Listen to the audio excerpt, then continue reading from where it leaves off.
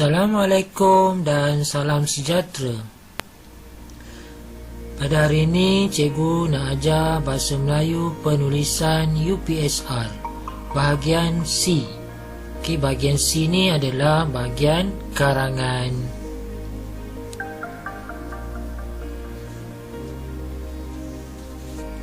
Baiklah, cikgu nak ajar panduan menjawab bahagian C. Okey, bahagian C ni adalah bahagian penulisan kreatif. Lebih kreatif, lebih markah. Markah yang diperuntukkan untuk bahagian C adalah sebanyak 25 markah. Bahagian ini sangat penting kerana markah yang diberi tinggi. Jadi, jika calon lemah bahagian ini, dia akan mempengaruhi grade. Mungkin sukar untuk mendapat grade A jika lemah pada bahagian C. Okey, pengenalan.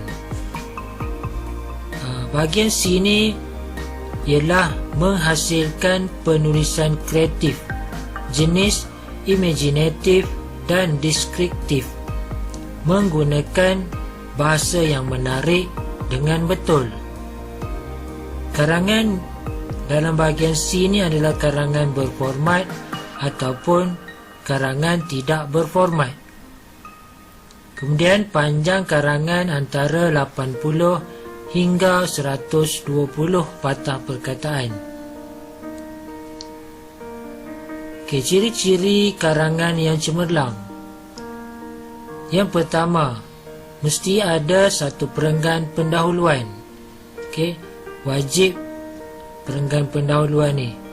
Kemudian ada 3 atau 4 perenggan idea.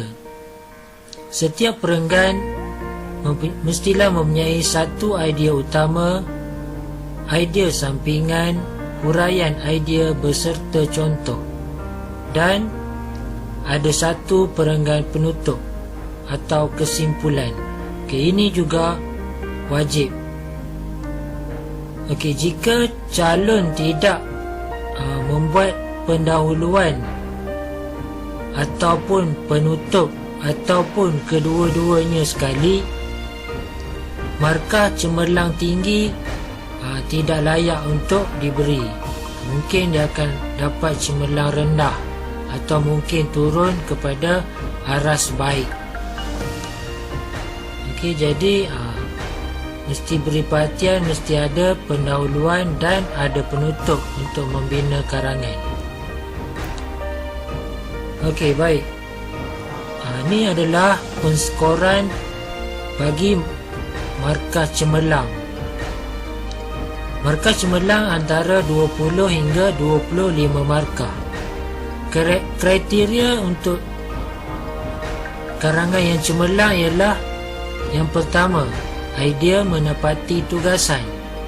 Kedua, pengolahan idea sangat baik dan penyampaian yang jelas, tersusun dan menarik. Ketiga, penggunaan pelbagai ayat yang gramatis serta bertepatan dengan tugasan. Yang keempat, penggunaan kata dan kosakata yang luas serta sesuai dengan tugasan. Yang kelima, penggunaan ejaan dan tanda baca yang betul. Jadi yang ni kena beri perhatian. Untuk nak dapatkan markah cemerlang, karangan yang kamu buat tu mesti menarik. Tak boleh biasa-biasa je. Kemudian mesti menggunakan ayat yang gramatis, kosakata luas, kosakata yang bukan biasa-biasa, bukan bahasa kampung, bahasa pasar. Dia mesti menggunakan perkataan-perkataan yang baiklah. Dan tanpa ada kesalahan tanda baca. Sebab bila ada kesalahan, tak boleh dapat cemerlang lah, mesti turun aras.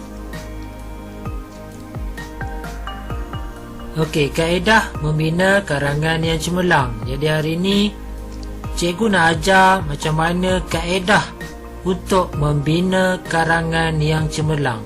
Jadi tonton video ini sampai habis. Okey, untuk membina karangan yang cemerlang, yang pertama mesti faham soalan. Okey, bagaimana nak faham soalan? Yang pertama kena baca soalan. Baca kedua-dua soalan yang diberi. Baca keseluruhan soalan tanpa ada tertinggal satu perkataan pun. Kemudian ombakkan kehendak soalan. Okey, setiap soalan dia mesti nak kamu buat karangan apa, isi dia apa. Mesti setiap soalan macam tu. Kemudian pastikan jenis karangan. Okey, bila kita dah baca soalan, kita kena pastikan soalan itu karangan apa. Okey, kemudian berformat atau tidak berformat. Mesti kena tahu karangan tu, soalan itu karangan berformat atau karangan tidak berformat.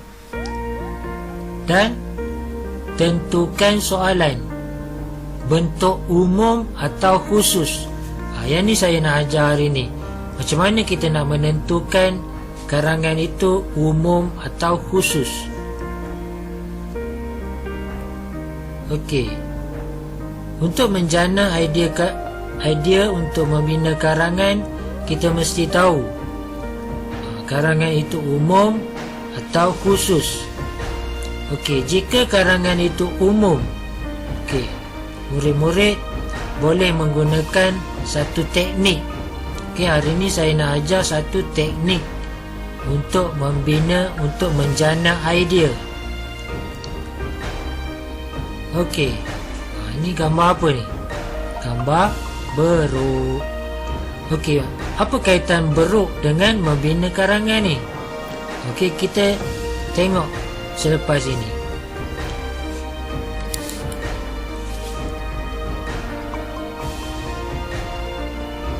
Okey, untuk karangan jenis umum, okey, murid-murid boleh gunakan teknik beruk ni. Okey, B beruk, D dolah, M marah, A ayah, S suruh, B balik. Jadi B D M A S B. Beruk dolah marah, ayah suruh balik. Okey, B tu apa? B tu ialah bila. D di mana. M mengapa. A apa aktiviti. S siapa. Dan B bagaimana. Okey, yang ni kena hafal lah.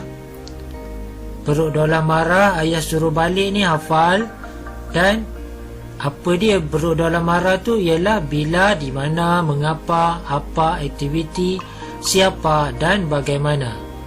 Okey, bila kita hafal ini, kita boleh gunakan untuk menjana idea dalam karangan.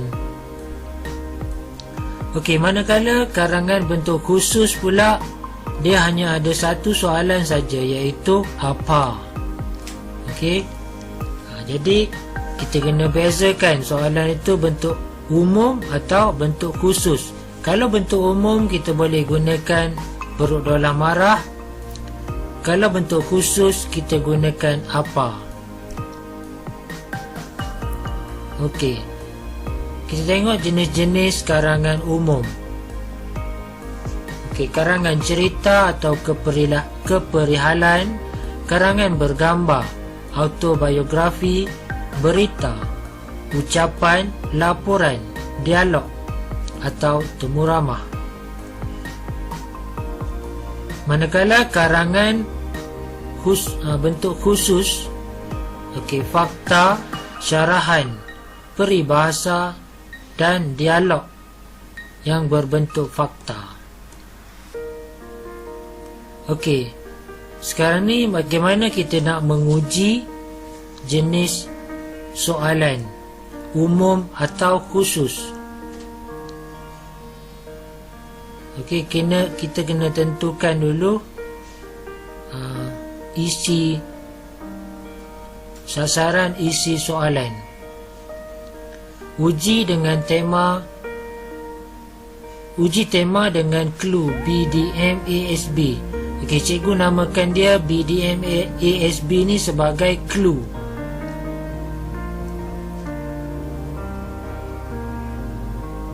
Okey, untuk umum,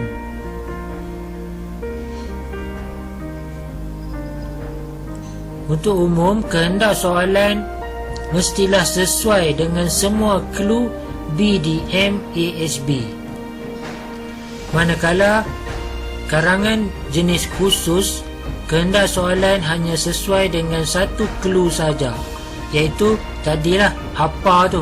Kalau yang umum, dia sesuai untuk semua soalan tadi, BDM ASB tadi. Okey, contoh ini contoh karangan bentuk umum. Ceritakan tentang sukan tahunan di sekolah kamu. Okey, sukan tahunan lah. Dia punya kehendak soalan dia minta kamu bina satu karangan tentang sukan tahunan. Jadi kehendak soalan sukan tahunan.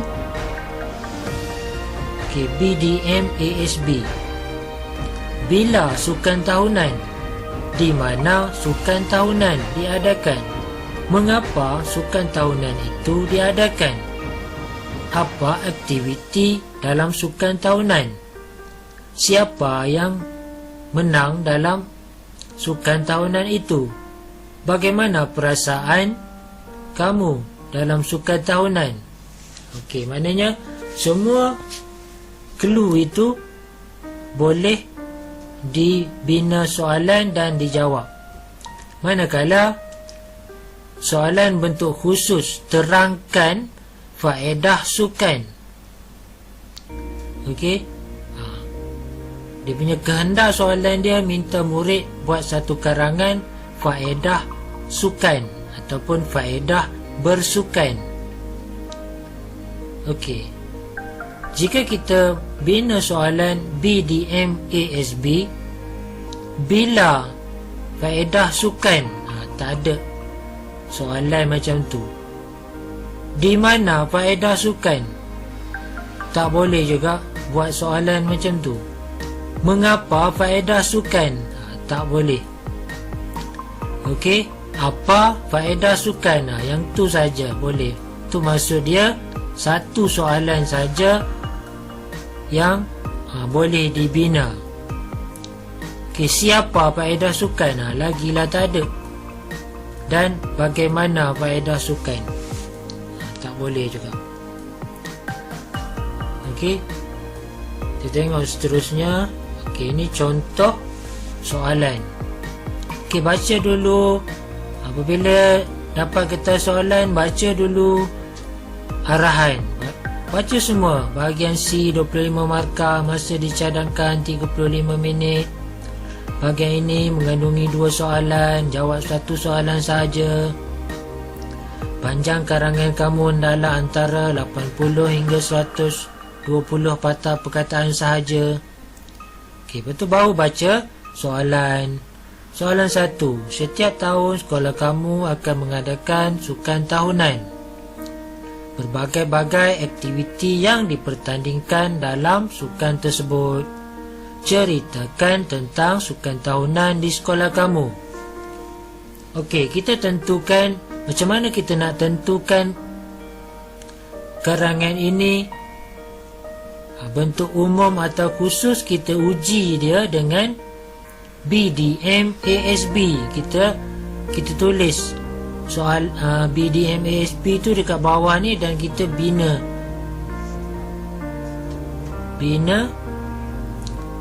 soalan. Okey, dalam setiap soalan dia ada beri satu situasi. Biasanya yang awal ayat itulah, 2 baris yang awal tu dia menerangkan tentang situasi. Situasi ni ialah gambaran. supaya setiap orang murid yang nak menjawab soalan ini dapat gambarkan dalam fikiran tentang perkara tersebut. Lepas tu barulah yang kedua, dia punya kehendak soalan. Okey. Cikgu lebih suka kamu kotakkan perkataan tentang, kerana selepas perkataan tentang biasanya itulah kehendak soalan yang perlu kamu jawab. Okey, kamu ombakkan kehendak soalan tu. Ceritakan tentang sukan tahunan. Jadi kehendak soalannya ialah buat satu cerita tentang sukan tahunan. Okey, manakala soalan 2, bersukan merupakan aktiviti yang perlu dilakukan oleh setiap orang sekurang-kurangnya 2 kali seminggu. Ini pun diberi satu situasi tentang bersukan. Bersukan ni aktiviti yang perlu dilakukan. Dia tak ada lagi arahan dekat situ.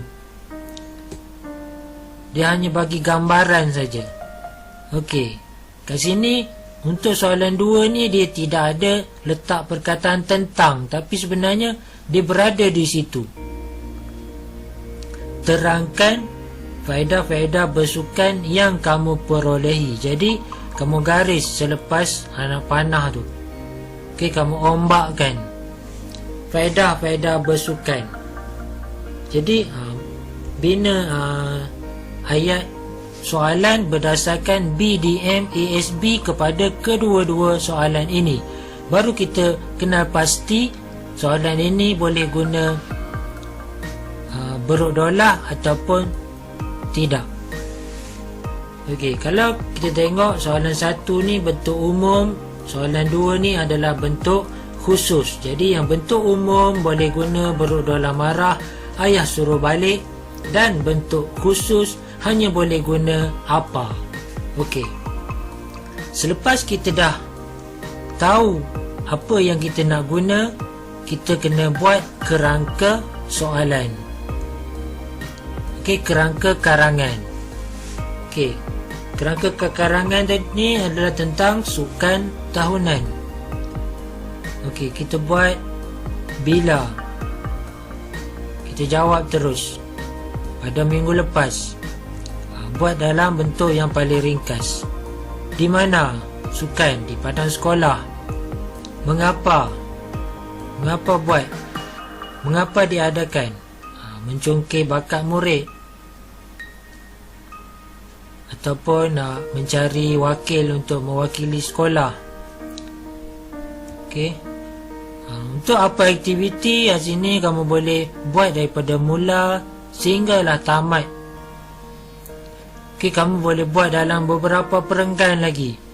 Okey, daripada mula berkumpul di rumah sukan, bersedia untuk berbarisan, kemudian perbarisan acara sukan, buat dengan detail. Okey, kamu tulis dalam bentuk yang paling detail. Okey, berkumpul di rumah sukan tu buat apa, kemudian perbarisan lintang hormat macam mana, apa maskot ke apa ke, semua boleh ceritakan. Kemudian acara sukan boleh ceritakan dari mula acara apa mula, acara yang seterusnya apa acara yang paling menarik. Kemudian acara kemuncak, biasanya pertandingan tarik tali sebagai acara kemuncak. Jadi tulislah tu rumah mana lawan rumah mana, siapa menang. Dan yang terakhir, penyampaian hadiah. Okey, siapa pula kamu boleh nyatakan pemenang-pemenang bagi acara, ataupun siapa olahragawan, olahragawati, siapa yang menyampaikan hadiah, itu adalah siapa. Dan yang terakhir, penutup, kamu beri bagaimana perasaan kamu, apa harapan kamu. Okey, ini kamu ulang je dalam apa-apa soalan sekalipun, kamu guna benda yang sama, perasaan dan harapan untuk penutup. Bila sukan, apa rasa? Rasa gembira. Harapan, apa harapan? Dapat lagi menyertai sukan ni pada tahun hadapan, nak menang, itu harapan. Okey,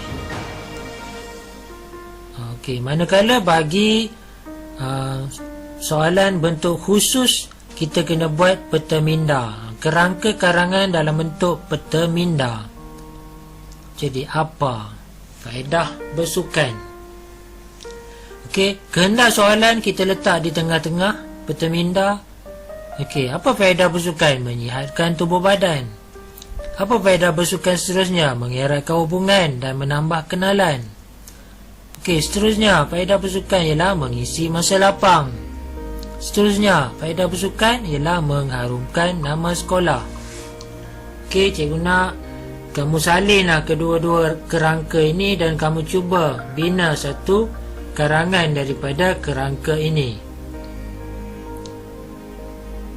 Okey, sekian dulu daripada cikgu. Semoga berjumpa di lain masa. Cikgu akan ajar soalan-soalan yang lain pula.